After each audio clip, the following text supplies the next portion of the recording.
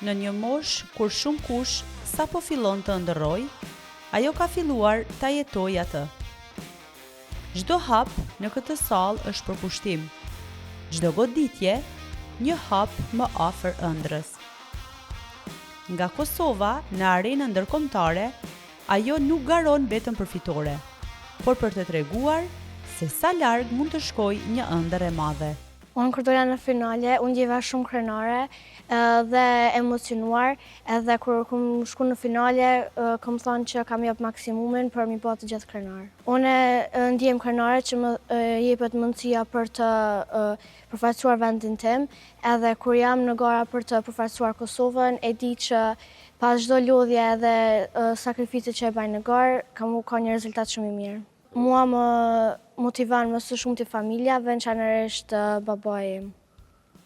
Ëndra jam më e madhe është që kur të rritem të sjell medalje olimpike. Unë ndjeva shumë krenare dhe thash që të gjithë lodhja mundimet që i kom bë duke u stërvitur janë kthy në një rezultat shumë të mirë.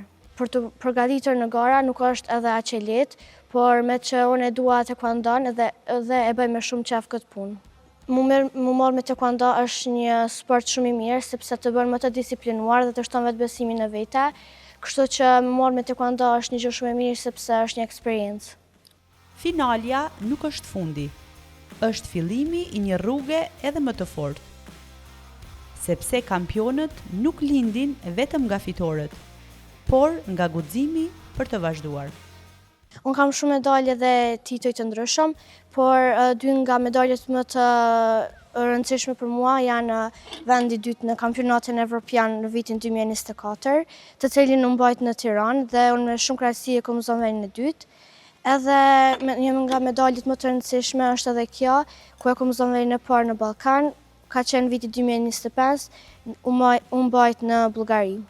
Edhe kjo një medalje që më pëlqen shumë edhe është shumë e vlerë, ku e kom fituar në Schaffhausen në Zvicër në vitin 2024.